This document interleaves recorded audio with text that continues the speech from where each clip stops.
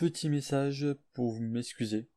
Excusez de ne pas avoir sorti de vidéo la semaine dernière, parce qu'en ce moment, je suis vraiment blindé. Il y a eu mon mémoire de stage, j'ai eu du coup la fin du stage, et puis en ce moment aussi, j'accumule beaucoup de mauvaises nouvelles. Du coup, je m'excuse de ne pas avoir pu sortir de vidéo, et pour cela, du coup, il y a une vidéo qui sort aujourd'hui, et une autre qui sortira dans 2 semaines, et après, dans 2 semaines, on reprendra le rythme d'habitude, avec une vidéo toutes les 2 semaines. Bonne vidéo. Ladies and gentlemen, bonjour à tous. J'espère clairement que vous allez bien, que vous avez passé une bonne semaine. Aujourd'hui, nouvelle vidéo YouTube pour vous parler du GX317 au gaz. Pourquoi? Parce que c'est un bus que je vous ai pas encore présenté. Vous êtes prêts? Jingle.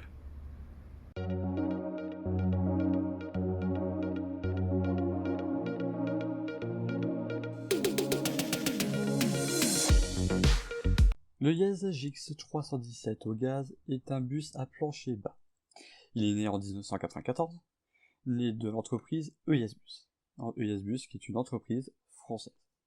Et ensuite, ils l'ont construit déjà tout d'abord en diesel, et ensuite ils l'ont construit au gaz, plutôt aux alentours des années 1998, avec des moteurs dits MGDR. Et ensuite, un petit peu plus tard, vers 2004-2005, les moteurs Cursor 8, ce sont des moteurs qui ont été fabriqués par Iveco et qui sont un petit peu plus puissants du coup que la boîte MGDR. Comment est-ce qu'on peut reconnaître un bus avec une boîte MGDR et l'autre avec un moteur Cursor? Rien que déjà avec sa sonorité, mais ensuite grâce à l'intérieur. Parce que dans les bus Ginko, à l'intérieur, vous verrez, si vous voyez que l'intérieur est vert, c'est-à-dire que vous êtes dans un bus avec un moteur MGDR, mais par contre si c'est beige, vous serez plutôt dans un bus avec un moteur d'Iveco, un Cursor 8. Actuellement sur le parc Ginko, il ne reste plus que 5 bus. Et oui, j'ai bien dit 5 bus. Il y en a 2 avec le moteur dit MJDR, 435 et 437. Et ensuite, il en reste 3 du coup avec le moteur dit Tector de 439, 440 et 442. Cet autobus à plancher bas est un bus standard. Donc il mesure 12 mètres de long, 2,50 m de large et plus de 3 mètres de hauteur dû à son compartiment gaz. Ce bus est un bus standard, donc ça veut dire qu'il mesure 12 mètres de long, 2,50 m de large et plus de 3 mètres de hauteur dû à son compartiment gaz. Pourquoi? Parce que les bouteilles de gaz sont stockées sur le toit. Et par conséquent, vu qu'il a des bouteilles de gaz, sa durée de vie sera de 20 ans maximum. Maintenant, passons à l'aspect esthétique. Déjà, à l'extérieur, on voit franchement, il a une identité qui est vraiment reconnaissable parmi tous. Déjà, toute la partie face avant est vraiment inspirée du GX217, son prédécesseur.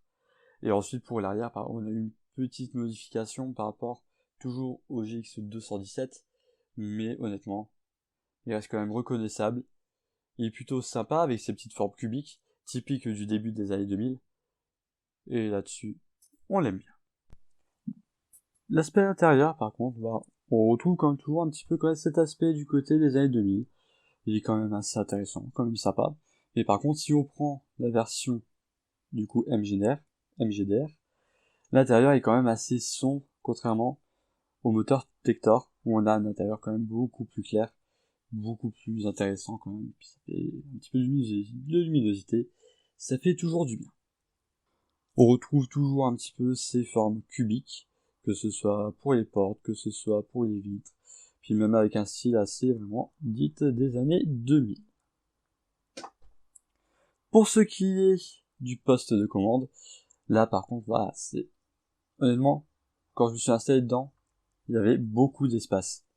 Et pourtant, je mesure 1m75, puis à peu près quasi 60 kg, mais j'avais quand même beaucoup d'espace, on va dire, je pouvais facilement prendre du poids, facilement même grandir si jamais ça devait arriver, même si je pense que ça n'arrivera pas.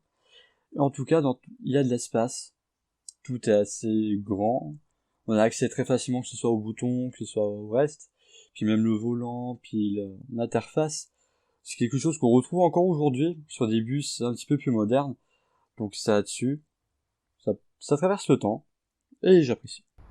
Et voilà, j'espère clairement que cette vidéo vous a plu. Si c'est le cas, n'hésitez pas à lâcher un gros pouce bleu.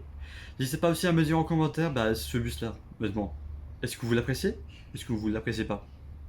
Si oui, pourquoi? Sinon, pourquoi? Et on se retrouve du coup dans 2 semaines pour une nouvelle vidéo. Et d'ici là, restez connectés sur les réseaux sociaux, que ce soit Twitter ou Instagram. Allez, prenez soin de vous.